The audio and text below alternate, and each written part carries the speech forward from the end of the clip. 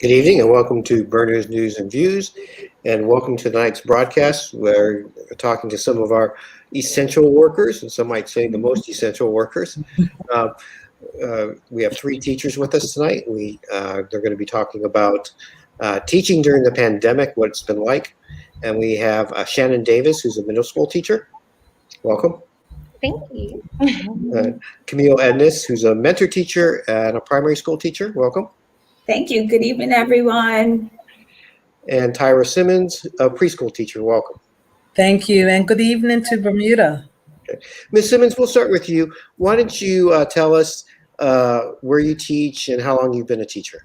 I currently teach at Prospect Preschool. Shout out to our staff and our administrator, Alana Wilson.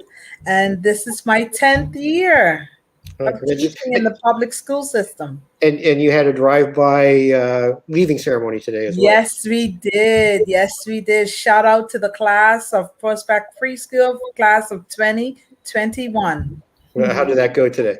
It went really well. The parents were excited, the students were excited, and the teachers were excited to just celebrate a milestone. You didn't do preschool once, and it was just an exciting time to be had for everyone. You know, it was a bittersweet moment because preschool is just for one school year. Mm-hmm. So you don't get to see them as teachers do in primary school and middle school and high school. This is it, you know. So it's a bit bittersweet, you know, but it was an awesome time had by all. Great. Ms. Davis, same questions? All right. So I am currently at Delwood Middle School. I am a first-year teacher, and I have completed it. Well, in 2 days, I will have completed my first year in the Bermuda public school system. Thank you, ladies, because it was definitely a challenge. It was definitely a great experience. And I am so excited. I teach M1, and I also teach M2 social studies. So this was an amazing year. I love all of my kids. Hi, guys. Hi, Delwood fam, if you're tuning in. I have definitely grown, to say the least. We'll get into that very soon, I'm sure. Okay. And social studies is actually my favorite subject. I mean, a lot of people might think it's English or language arts. Oh, awesome. Okay. Lovely. And so had you taught elsewhere before this year, or was this your first year? This was so of course I had to complete student teaching when I was in university. So when I was overseas in Halifax, Nova Scotia, I taught actually at Sackville Heights Junior High in Lower Sackville, and I was there for 2 months roughly. And then when I decided to do my second year placement, I actually taught at Cedar Bridge Academy on the social studies team, teaching S3 and S4 social studies, Bermuda studies. So that was also really, really great. Okay. At some future point, I want, having been experienced a little bit more and exposed to it this year, we probably should have a show about Bermuda studies and teaching Bermuda history, because it seems to be a misconception that it's not being taught in the schools when that's the opposite's the case. Absolutely, for sure. And Miss Ednis, you're last, but certainly not the least. Yeah, so as you said, I am Camille Ednis. I used to teach at Purvis Primary for 15 years, come June 30th. Fresh out of high school, we went to the lovely school up at the top of Longford Hill. So if my Purvis Primary family is out there, good evening and happy summer to those little loves who are going to go on summer vacation tomorrow. I've taught at year levels P4, P5, and P6. P5 is my absolute favorite year level. And I also held the position of social studies teacher leader. And as of recently, after maybe March, I interviewed to take on a new position as mentor teacher. So I've come out of my classroom, and my sweet little loves at Primary 5 West up at Purvis. It was very hard to depart from them, but it was time for me to move on and grow professionally. So I'm happy with my decision. And yeah, here I am. Okay. It doesn't look like you could have been teaching 15 years. I get that a lot. I'll take that. Yes. Ms. Simmons, how would you say that this year was compared to past years trying to teach with the pandemic and the COVID restrictions put in place for the children? I would say it was, to be honest, it was draining because with preschoolers, they thrive on that social interaction. So it was trying to captivate and maintain that type of relationship with them while they're home or they're just waking up or they're not in the mood, right? Because they're used to getting a hug from their teacher. They're used to seeing their friends, hugging their friends. But with the pandemic, the first year last year was extremely hard. Like for me, it was mentally like I almost had to reach out to get help because it was an adjustment for me mentally, and I'm a social person. I needed that social interaction with my kids. So I almost had a moment where I needed to reach out to EAP, and but I worked through it. But this year it wasn't as bad as last year. I don't know if because it was the second year around and we knew it was more than likely coming, but it was still a challenge because at home I have my grandson. So he's in another room. I'm in one room. We're both, I'm talking, his teacher's talking. So, it was sort of like a challenge in that sense. So, but we got through it. And, I was so glad to be back in the classroom. Ms. Edness, at the primary school level, well, how would you say this was different compared to last year's or others? I remember going in to school a regular day and then being told tomorrow things are going to look different. It's going to be an emergency meeting, bring masks, we had to go to the assembly hall. Our chairs were spaced out 6 feet apart and everything was unfamiliar. We were Christian, we were baptized by fire. Like tomorrow, this is what it's going to look like. You need to take this, the other.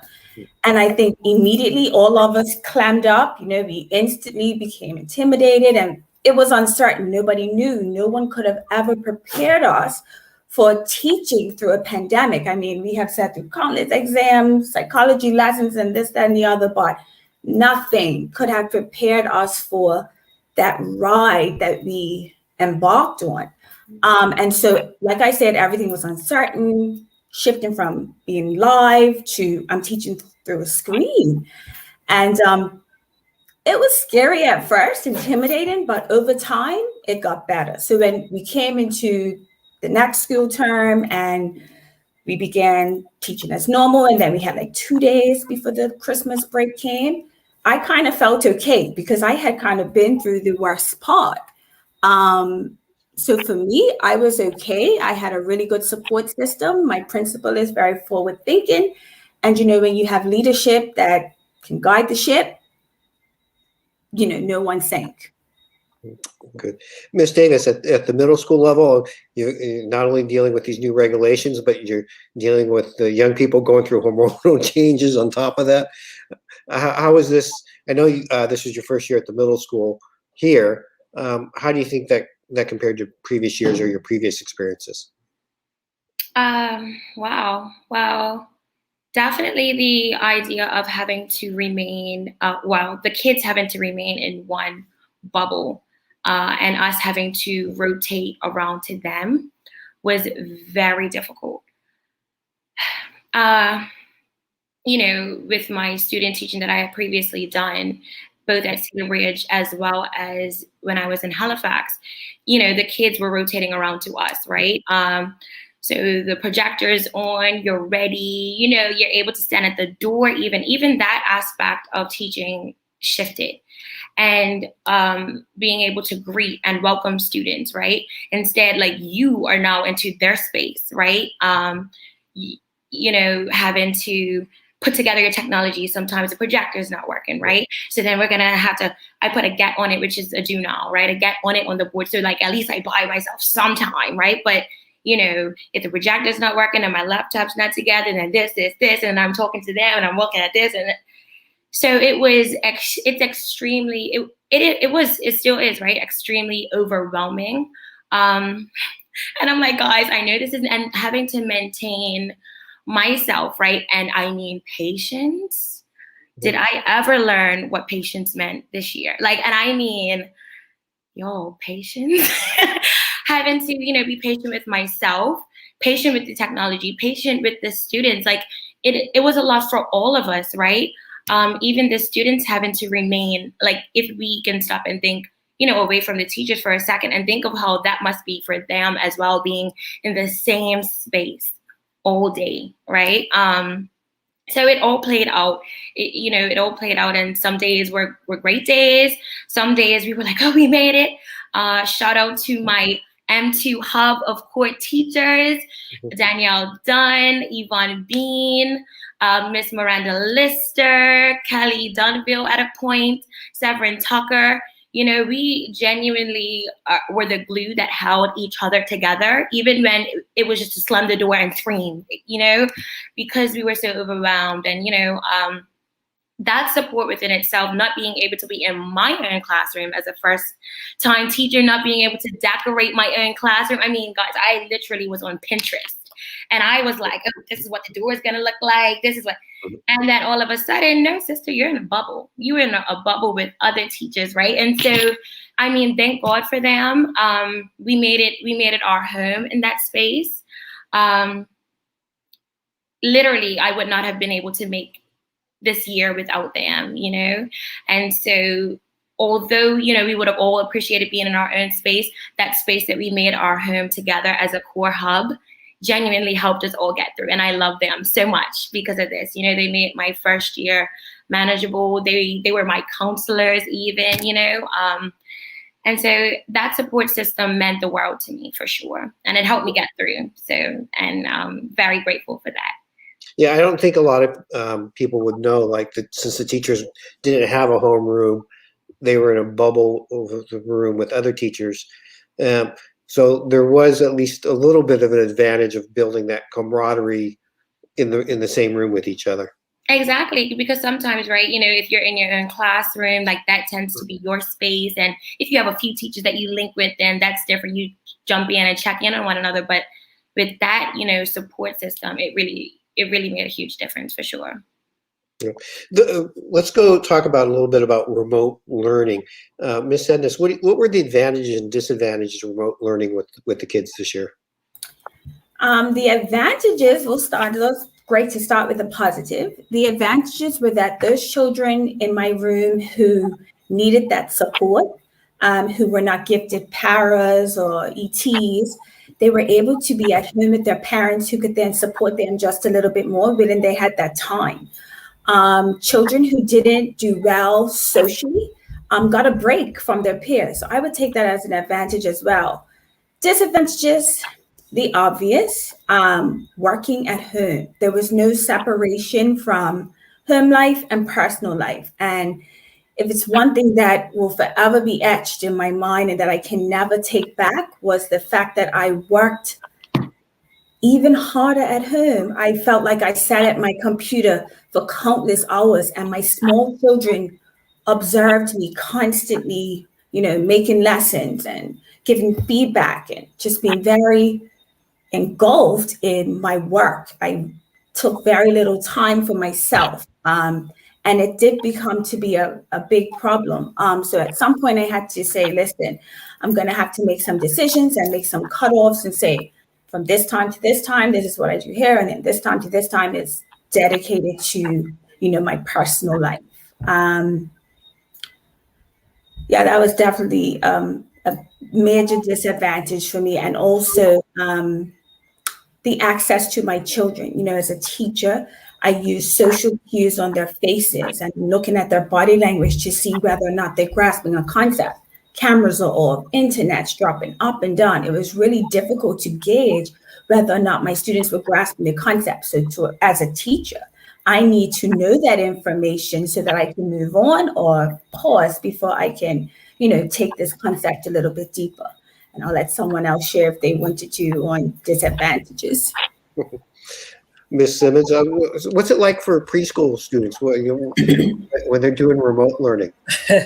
Well, I would say, as Camille had stated, that yes, they had the support of parents, but sometimes there was too much support. Yes. Meaning you will find that some parents are, I don't want to say overbearing, but you can hear them in the background instead of allowing the child to speak for themselves. Whereas if they're in the classroom, the child will be able to freely speak.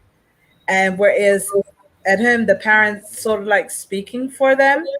And so you have to kind of remind the parent, okay, Miss Simmons needs to hear them. I need to, hear their answers so I can understand whether or not they were grasping what the concept that I was teaching at that moment in time. Because if the parent's answering, then I don't know. I know the parent knows the answer, but I don't know if the child knows the answer. And then, of course, with them being at home with young children, they're home. They don't understand why they still have to get up early. They don't understand that it's still school, even though they're at home. So some of them will wake up, they're just eating breakfast, or mom's combing the hair, or it was hard for them to transition that yes, you're at home, but it's still school. Right. Which is understandable at that young age.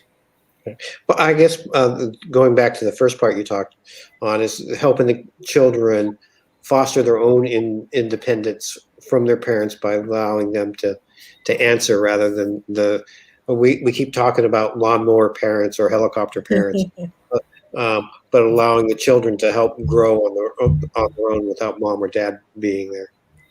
Right, because in preschool, it's more that problem solving, right? How peer conflict, and which will help them, give them the foundation that is needed when they enter into P1. And so if they're able to speak their feelings, their needs and wants in preschool, it will carry them not just to primary school, but as they grow and develop onto middle school and high school and adulthood. But if they always have someone speaking for them, they're not going to be able to, develop that self actualization, Maslow's hierarchy of needs, right?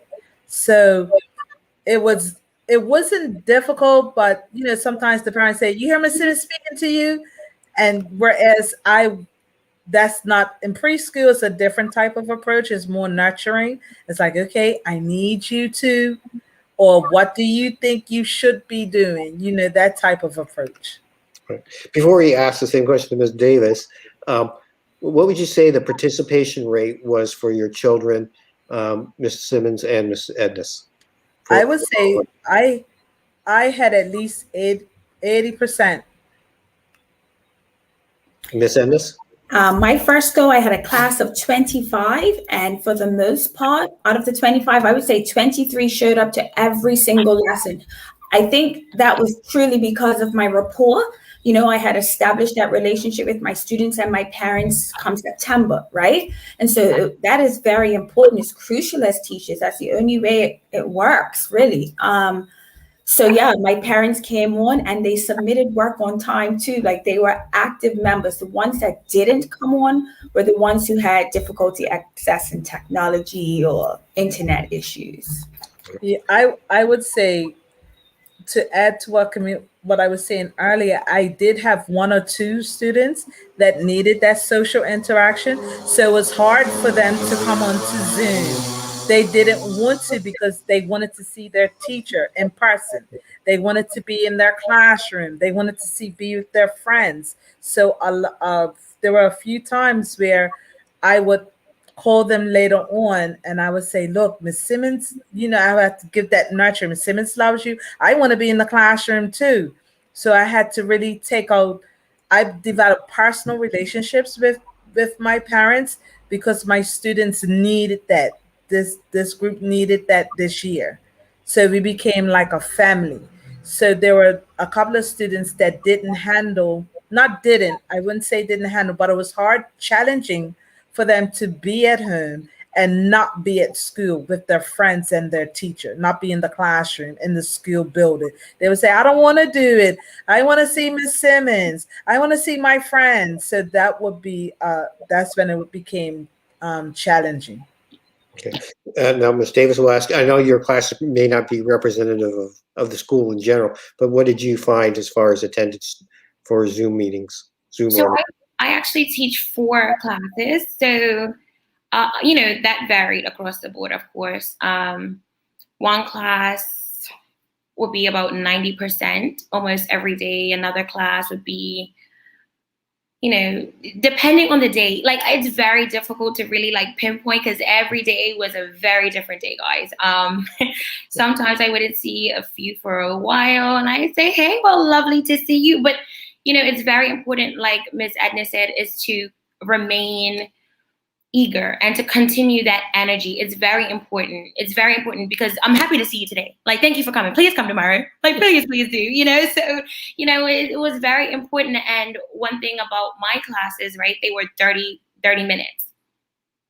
So one of the challenges was that the 30-minute lesson could turn to quickly 20-minute lessons if I'm waiting for about half of the class to come on, right? Those types of things were very difficult. Having to, like, I can't control that. I genuinely cannot control that. Sometimes the lack of technology with students was a huge challenge, right? Students not having the access to technology, or maybe sometimes even having the technology but not having access to a microphone on the technology or video on the technology. So yes, you are here and I love it, but that energy cannot be transferred if you're not on the screen, if I cannot feel you, if I cannot see you, right?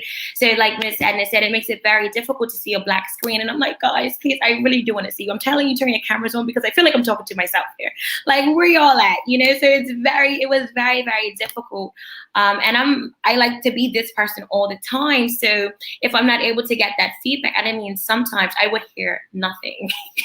And it's like, guys, I need you. Like, I genuinely need you right now, right? To feel as though I'm getting to you, to feel as though that you are taking at least something away from this, And so what I started to do was give out virtual brownies in my class. I mean, some people I owe brownies today, and it's fine because at the end of the day, it caused some engagement. It was very important for me. And I'm like, how do I make this work? I'm literally in a screen. They can literally turn me off. Like, what do I do? Like, how do we maintain this learning and teaching environment? And so, yeah, I actually did used to bribe them with virtual brownies. Oftentimes, Ms. Atnas was actually in one of my classes that I did that to, virtual brownies. If you actually, you got a brownie, your mom gets a brownie. Everyone can get a brownie today, right? So using emojis even and having them to be engaged in that, you'll hear them laugh. Like, I tried very hard to engage them because some of them were in their beds, to be quite honest with you, right? Like, they hadn't woke up yet. Like, it's difficult for me to be all, and they're like, what do I do to, have that, the same energy that we usually would have in class?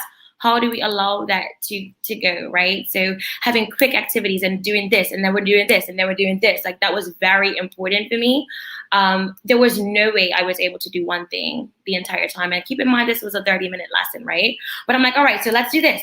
And then we're gonna go there, and then there's a quick video there, and then, so it was probably much more effort went into remote learning than probably what you would really do in traditional learning, which is really, really funny. But I mean, it was a time. It was a time, definitely. It's ups and downs days for sure. Now, did Delwood go to remote learning in December when it? Yeah. So yeah, we were quarantined twice, right? So Delwood got it pretty bad this year. It was a time. So we actually were in remote learning. Actually, it was earlier than December. Okay. I want to say that we were in quarantine like in October, November-ish. Okay. We were in quarantine way before the schools actually were shut down as a whole, right. Due to a few cases on campus. So you had to do remote learning twice or 3 times? Twice. I want to say 3 times. It was once in November when we were the only ones, and then it was with everyone else. Mm-hmm. Do I want to say it was a third time? It surely was. It was a third time in March. Yeah, it was. Yeah. It was. So what was it like having, it was almost like a stutter step, you're in class, remote learning, you're in class, remote learning, you're in class, you're remote learning, and you finish the year off in class. It was a roller coaster ride. It was probably more frustrating for students. As adults, we tried our best we had to sort it out, right? Like we were the ones who had to be on remote learning when we were told to be on remote learning, right? So we had to sort it out. The students were, they had to meet us there. So I would say I don't even know how our students felt during that time, and it was very frustrating oftentimes because obviously we would be out, and then the next day we were told that we would have to start remote learning, so kids wouldn't have notebooks, right? And that was very important because at that point now, everything would need to be on Schoology or GoFormative or whatever platform you decided to use as a teacher. So we had to obviously learn those technologies in order to teach the students how to use those technologies, which was absolutely great, So, but what I would say is that the conversation that was had oftentimes, especially within my hub of teachers, was that we feel we were made to be more prepared using technology, right? So even when we went back into the actual school building, many of us continue to still use those technology platforms simply because tomorrow we could be out again, guys, right? So, but then those come with its own difficulties in that students would then have to use maybe cell phones, and that was rough. That was super rough, the little screens and trying to get them to complete assignments using tech, like their cell phones, and then don't let a Snapchat message pop up or what. It's just, it was rough. It was rough, it was a huge transition for all of us, to say the least, for sure.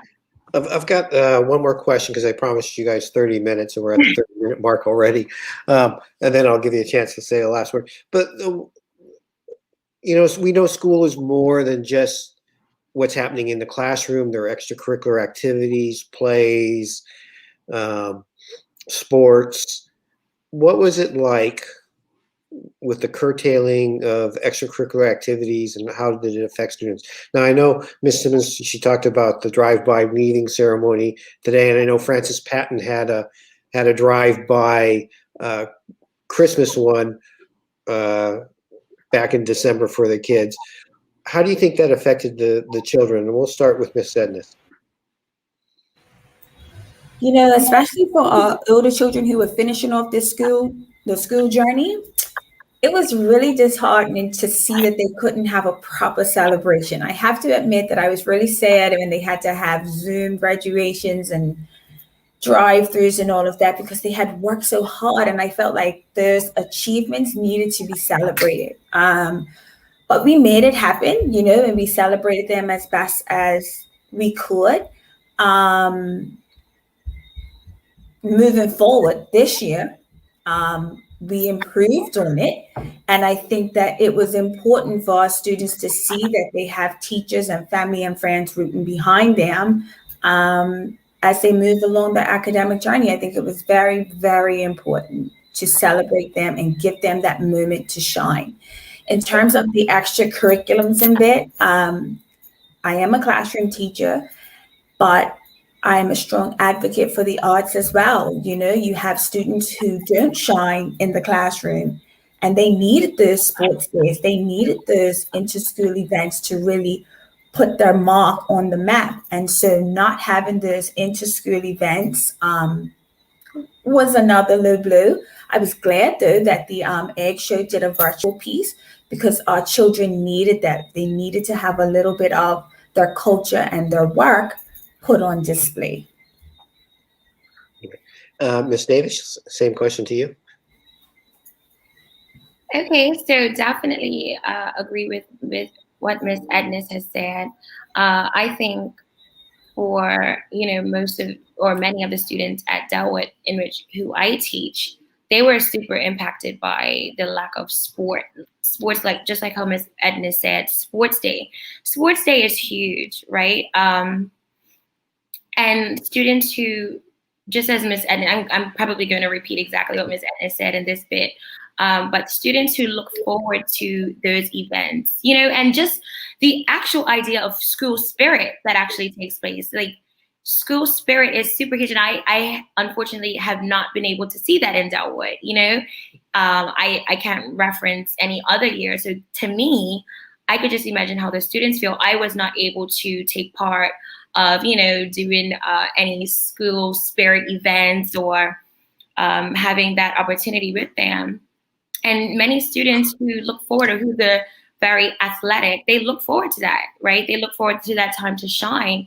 We are always focusing very directly on academics, right? However, that time is genuinely the time for those students to show their other talents, right? And so that must have been rough. That must have been super rough for students, as well as the competition between schools. Like, that's very important, right? That is super important. And I'm not sure if that, I don't think it happened last year even. So this is now 2 years in a row, right? I think we had sports. I think we had sports day, but we came out for pandemic. Yeah. So they didn't get to do the inter-school days. Yeah.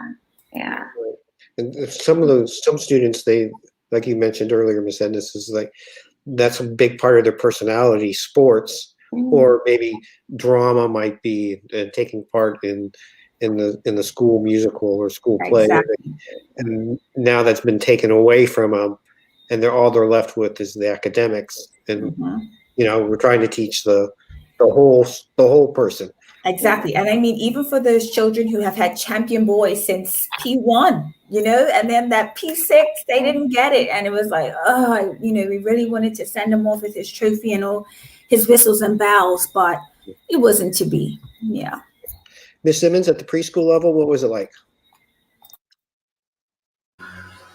Well, with us is slightly different. We did not get to have a sports day, but the way our schedule is set up, they do get outside play and whatnot, because that's part of their learning and development. So, some parents are like, can we use Prospect Primary Field? And,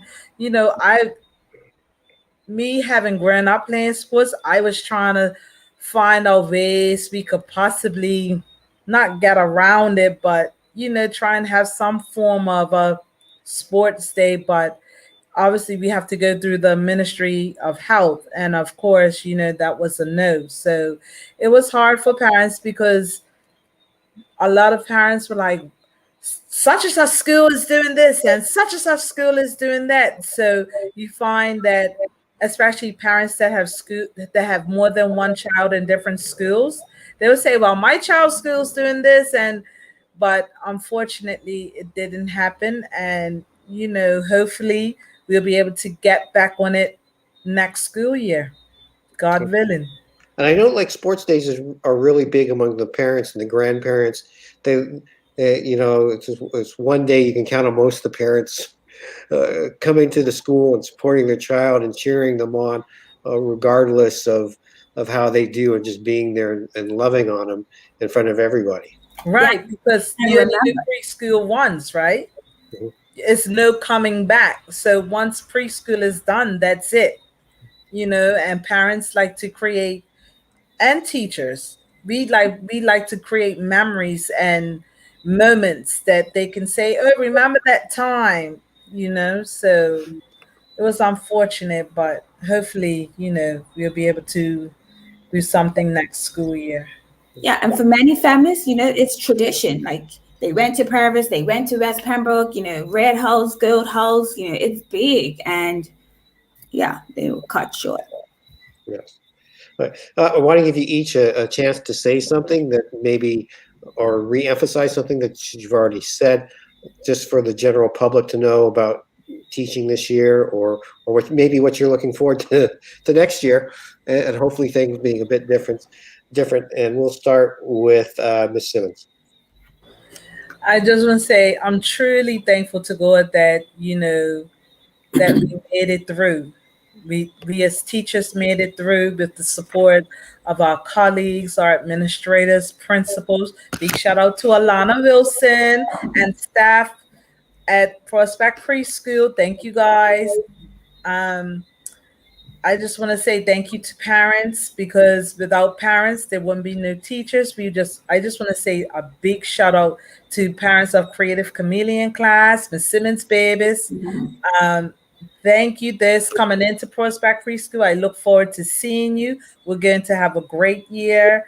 I just want to say thank you to teachers. That have gone on before me, this that are coming after me, this that are in the trenches as we speak. I just want to say thank you, and thank you to our union. Thank you, President Nashanti. And Miss Davis, same thing for you. Your last word. I would like to say, thank you for those who have assisted teachers throughout this rough time. Thank you for the support. Thank you for your patience as well. Many parents have been understanding, that this has been very rough on us as well as what they see with their children. And so I just want to say a huge shout out to parents who were trying to work along with us, during this rough time that we have never experienced before, right? We could never prepare for something like this, as Ms. Edmonds has said. And so our training, even however long that took us, would never have been able to prepare us for such a time as this, what we have been in this year for myself, and last year as well for other teachers. And I also want to say shout out to the BTIP program for Jenna Bean. Oh my goodness, Jenna, I love you. You already know you are more than a mentor. You are my entire best friend. I don't know if you know that. You are my counselor. I appreciate you so much. I don't know what I would have done without you. You are a shoulder to cry on. I appreciate you so much. Once again, my core hub ladies, my core hub divas, I appreciate all of you. Thank you for listening. Thank you for, just being very upfront and real with me that this is something that we're all going through. I was a new teacher, yet this was very new for all of us. So you never made me feel alone. We were all very transparent and honest with one another. I appreciate that. Miss Juanita Darrow and her hub as well. Miss Dublin, Miss Tier, you guys were phenomenal with me, working with me. I totally appreciate you. My students, if you happen to be watching, I appreciate you all for being very patient and very kind throughout this time. We've all have had our rough patches, but we all done our best to try to it to tomorrow. See, it's literally to tomorrow, as well as Wednesday. So I appreciate, everyone who has given me kind words throughout this very rough year. But, I feel that I have grown, and I am very happy to have experienced this. And Miss Ednis, you get the last of the last words. The last. Firstly, I just want people to know that teachers are truly gifted beings. They give of themselves entirely. They give other people's children more effort than their own. So a special shout out to my angels, Ariadnes and Ednis, and even to my husband too. He's been around and watched me grow as a professional, and he has been, a rock of support as I've grown as into a mentor teacher. I also have a special crew of teachers, who have gotten me to this point as well, and they know exactly who they are. My nighttime crew, they know who they are. And I have teachers all around the island who have just been a shoulder to lean on when we work smart rather than hard during that pandemic. And if it's anything that I can leave with, is to also say that our principals are unsung heroes too. They have kept us deeply rooted when we could not see the end in view. They have mandates, and they had to make sure that we kept to our expectations, and so they don't get praises enough as well. So to our principals, so thank you to you too. And to our parents, we have some really amazing parents who only want the best for their children, and we see you. We love your messages and your kind words that you send, and I see some from my students in the chat. But there are some parents too who have gotten behind their screens and they have typed some pretty hurtful things about us, and if I can say anything to those people, is that we're human too. We bleed blood just like you. We went through a pandemic just like you. We had loved ones to whom we lost. We have colleagues who took sick. We have students who took sick. And we had to process all of that at home and still put on a brave face and be energetic and positive and deliver content day in and day out. And we do that because we love what we do. We are teachers to the core. And we do it because we love our children and we truly want to see the best for our children. So to my teachers, you on a countdown to summer vacation. To our students, you have survived yet another school year through another pandemic, remote learning bit, and we could not be more proud of you. To those who graduated today, a very special shout out to Jamori Manders, who graduated today. I love you. Congratulations. And to all the others who graduated this school term as well, thank you. And Dawn, thank you for having us. It was such an opportunity to be able to share our viewpoint. You know, teachers are kind of silenced. We don't really get to share out, but my teachers, those are some gifted people. So kudos to you all. Thank you, ladies, for joining us, and thank you with sharing the public some of the struggles that this year has been for teachers and students and parents, all three, and administrators as well, to get through this school year and try to provide the best learning environment as possible under the circumstances. On behalf of Burn News, we want to thank our panelists, Tyra Simmons, Shannon Davis, and Camille Edness. And on behalf of Burn News, I'm your host, Don Burgess, wishing you a beautiful evening.